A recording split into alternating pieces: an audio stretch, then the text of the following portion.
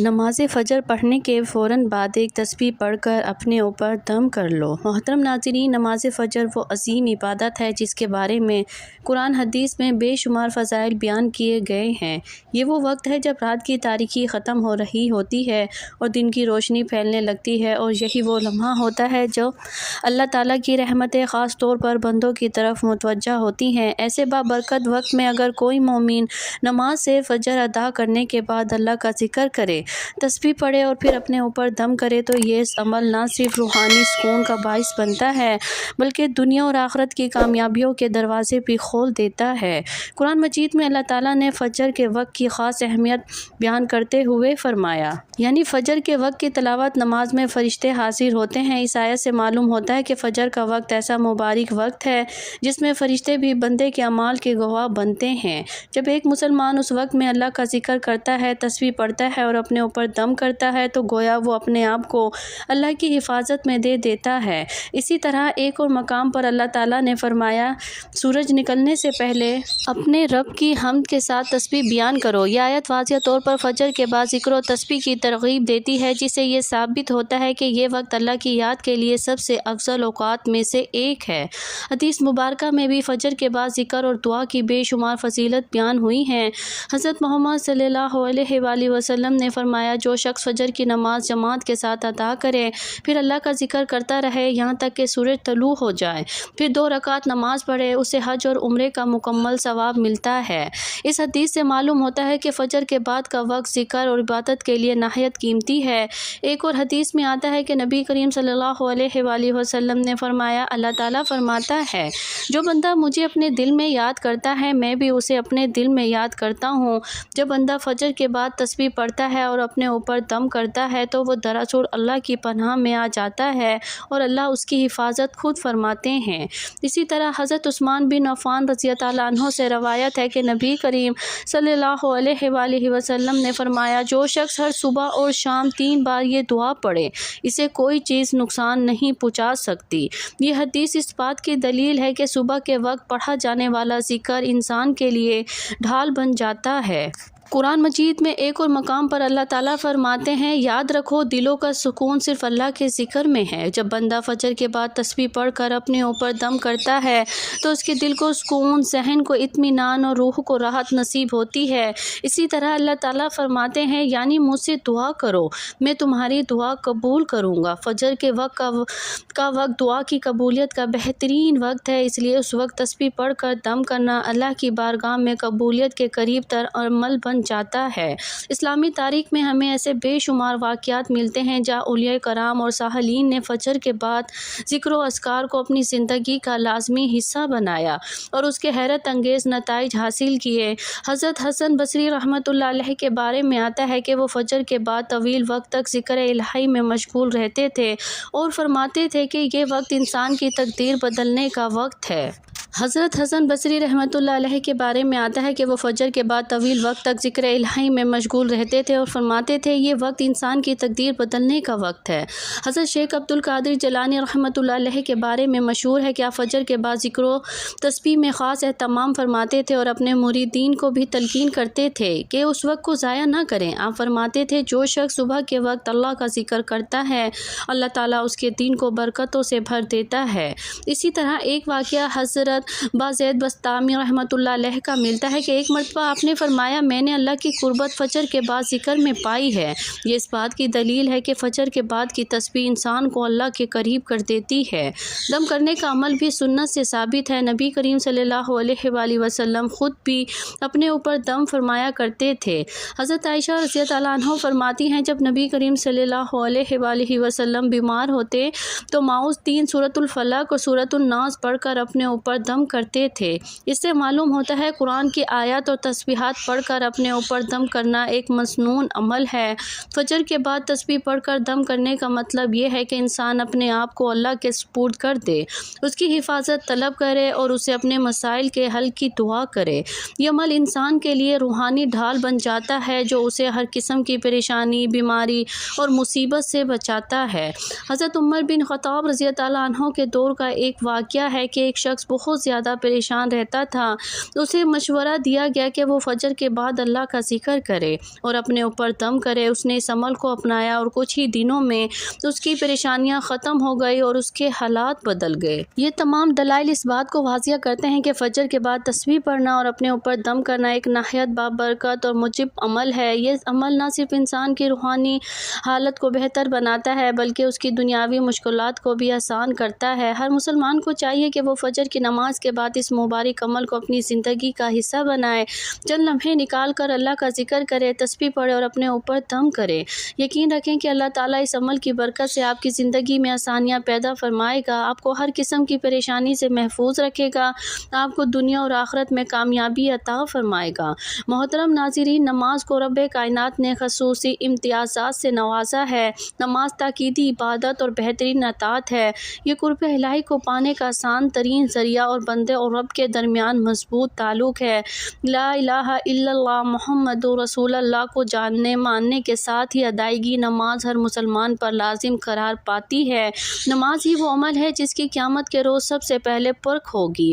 اگر نماز درست قرار پائی تو باقی کے اعمال نسبتاً درست ہوتے چلے جائیں گے، کیونکہ نماز فواحش اور منکرات کو روکنے کا سبب ہے۔ اس کی اہمیت جاننی ہو تو دیکھ لیجئے کہ نبی کریم صلی اللہ علیہ وآلہ وسلم کی آخری وصیت بھی الصلاۃ الصلاۃ تھی۔ نماز کا دھیان رکھنا اور اس کی ادائیگی مومن کی کامیابیوں کا زینہ ہے۔ یہی وجہ ہے کہ نماز کو قائم رکھنے والوں اور شوق اور خشوع سے اس کی ادائیگی کا اہتمام کرنے والوں قرآن اور حدیث میں بہت سی بشارتیں دی گئی ہیں، جن میں سے صریح واضح 30 خوشخبریاں آپ کی خدمت میں پیش ہیں۔ نماز کی ادائیگی پر بشارتیں۔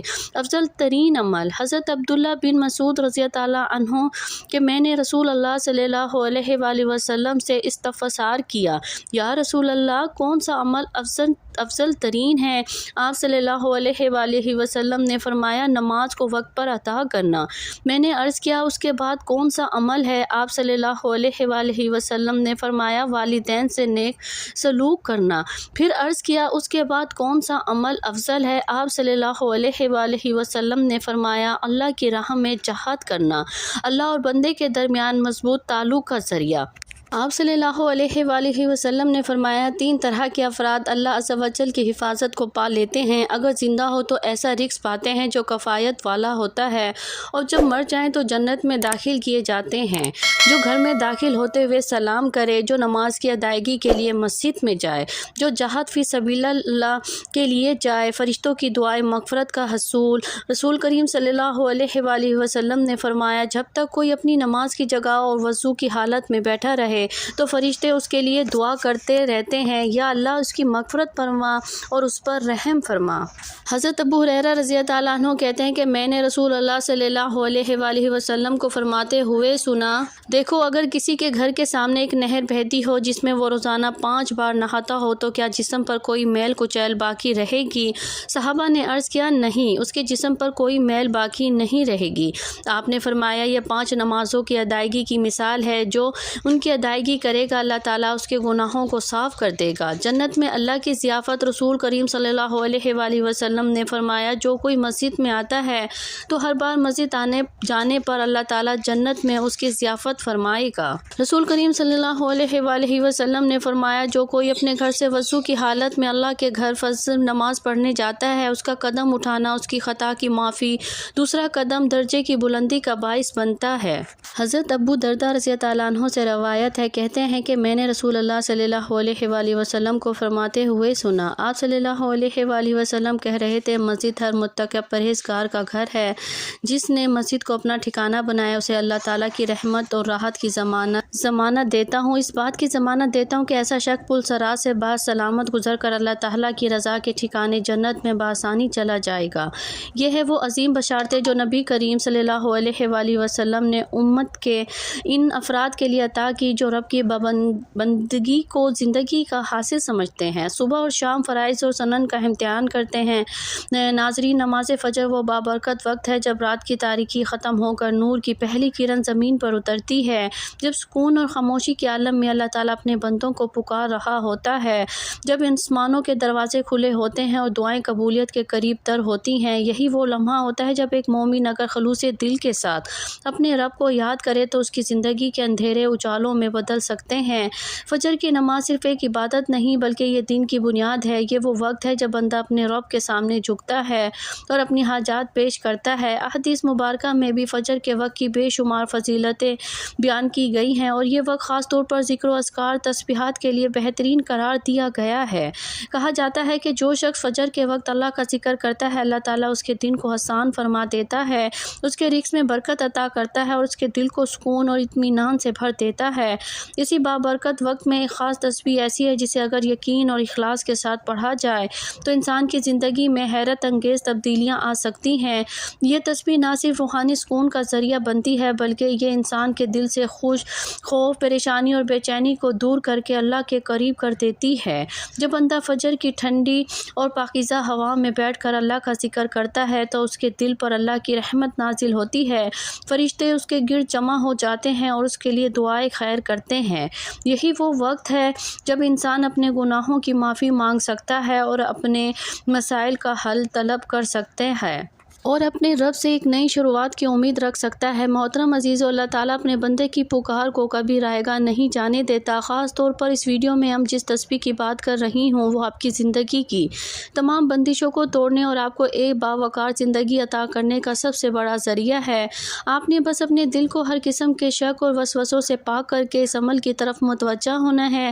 یہ تسبیح آپ کے گھر میں خیر و برکت کا وہ سیلاب لائے گی کہ آپ کی نسلیں بھی اس سے فیض یاب ہوں گی۔ بیماریاں ہوں یا قرض کے پہاڑ، جب اللہ کا حکم ہوتا ہے تو سب کچھ ریت کی دیوار ثابت ہوتا ہے۔ اس تسبیح کی برکت سے آپ کو وہ غیبی طاقت ملے گی کہ آپ خود کو مضبوط محسوس کریں گے۔ بس ہمیں اس بات کو سمجھنے کی ضرورت ہے کہ ہماری کامیابی کا راز کسی انسان کے ہاتھ میں نہیں بلکہ اس رب کے ہاتھ میں ہے جو 70 ماؤں سے زیادہ محبت کرتا ہے، پیار کرتا ہے۔ اس روحانی سفر میں ہم آگے اس تسبیح کے مزید کمالات اور اس کے انوکھے اثرات پر روشنی ڈالیں گے جو آپ کی زندگی کے ہر اندھیرے کو روشنی میں بدل دیں گے۔ کائنات کے نظام پر غور کرے تو معلوم ہوتا ہے کہ رب الکائنات نے انسان کی فطرت میں کامیابی اور خوشحالی کی تڑپ رکھی ہے۔ ہر شخص کی یہ دلی تمنا ہوتی ہے کہ اس کے پاس اتنی وسعت ہو کہ اسے کسی کے سامنے ہاتھ نہ پھیلانا پڑے اور اس کے تمام مسائل منٹوں میں حل ہو جائیں، کیونکہ جب اس تسبیح کا ورد کرتے ہیں تو آپ کی زبان سے نکلنے والے الفاظ سیدھے اس دربار میں پہنچتے ہیں جہاں سے پوری کائنات کے رزق اور عزت کے فیصلے ہوتے ہیں۔ قرآن کریم میں اللہ تعالیٰ کا وعدہ ہے جو اللہ پر بھروسہ کرتا ہے وہ اس کے لیے کافی ہو جاتا ہے۔ یہ کفایت ہی وہ دولت ہے جو آپ کو دنیا کے بڑے سے بڑے طاقتور انسان کے محتاجی اور منت سماج سے آزاد کر دیتی ہے۔ ناظرین، ذرا سوچئے، جب کائنات کا بادشاہ آپ کو یاد کرے گا تو کیا دنیا کا کوئی جابر یا کوئی بخیل انسان آپ کا راستہ روک سکتا ہے؟ یہ وہ میٹھی تسلی ہے جو قرآن ہمیں دیتا ہے کہ اے بندے، تو لوگوں کے سامنے کیوں جھکتا ہے؟ تو میرے پاس آ، میں تیرے لیے کافی ہوں۔ نبی کریم صلی اللہ علیہ وآلہ وسلم نے ہمیں وہ پیارے اور میٹھے احکامات دیے ہیں جو روح کو تازگی عطا کرتے ہیں۔ آپ نے فرمایا، اللہ فرماتا ہے، اے آدم کے بیٹے، تو میری عبادت کے لیے فارغ ہو جا، میں تیرے سینے کو عنایت سے بھر دوں گا اور تیرے فکر و تنگی کا راستہ بند کر دوں گا۔ محترم عزیزو، یہ اللہ کے نبی کریم صلی اللہ علیہ وآلہ وسلم کا وہ سچا وعدہ ہے جو ہمیں کسی کی منت سماج سے بچاتا ہے۔ جب ہم فجر کے ان مبارک لمحات میں اس تسبیح کو پڑھتے ہیں تو ہم دراصل اسی غنا اور بے نیازی کی درخواست کر رہے ہوتے ہیں۔ اللہ کو اپنے بندے کا مان ٹوٹنا پسند نہیں، وہ چاہتا ہے اس بندہ صرف اسی سے مانگے تاکہ دنیا کے سامنے شرمندہ نہ ہونا پڑے۔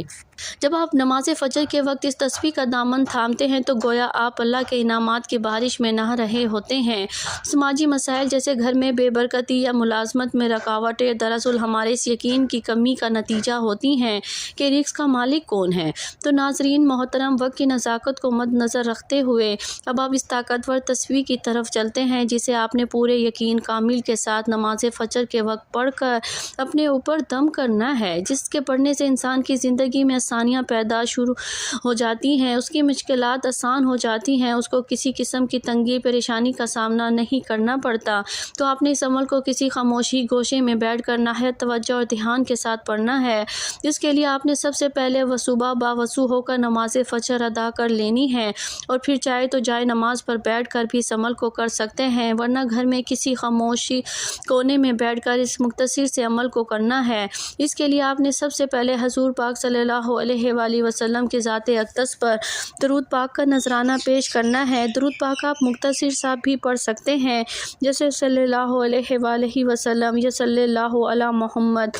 پاک وہ ذات مبارک عبادت ہے جس کے فضائل بیان کرنے کے لیے زندگی کم پڑ جائے گی۔ درود ابراہیمی کی فضیلت بہت زیادہ ہے، اس لیے ایک مرتبہ میرے ساتھ بھی درود پاک پڑھیں۔ اللہم صلی علی محمد وعلی آل محمد کما صلیت علی ابراہیم وعلی آل ابراہیم انک حمید مجید۔ اللہم بارک علی محمد وعلی آل محمد کما بارکت علی ابراہیم وعلی آل ابراہیم انک حمید مجید۔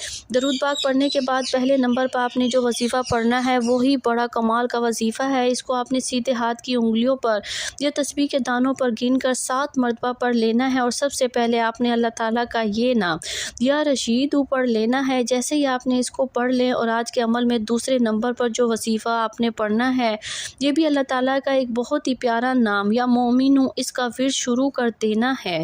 اس کو بھی ہاتھ کی انگلیوں پر یا تسبیح کے دانوں پر گن کر صرف 7 مرتبہ پڑھ لینا ہے۔ پھر اللہ تعالیٰ سے اس کی صفت ہو یا رحیم کا ذکر کرتے ہوئے جس سے انسان پر رحم کیا جاتا ہے، اس کو آپ نے پڑھنا شروع کرنا ہے، اور اس کو بھی ہاتھوں کی انگلیوں پر یا تسبیح کے دانوں پر گن کر صرف 41 مرتبہ پڑھ لینا ہے۔ اس کے بعد آج کی تسبیح جسے دعائے یونس بھی کہا جاتا ہے، یعنی لا الہ الا انت سبحانک انی کنت من الظالمین، اس کو ہاتھوں کی انگلیوں پر یا تسبیح کے دانوں پر گن کر پورے 100 مرتبہ پڑھ لینا ہے۔ اس کو دعائے یونس اس لیے کہا جاتا ہے کہ حضرت یونس علیہ السلام کو جب مچھلی کے پیٹ میں ڈالا گیا تو انہوں نے اس تسبیح کا عمل کیا، اور اس تسبیح کی بدولت اللہ تعالیٰ نے ان کو معاف کرتے ہوئے مچھلی کو حکم دیا، اور اس نے حضرت یونس علیہ السلام کو سمندر کے کنارے اگل دیا۔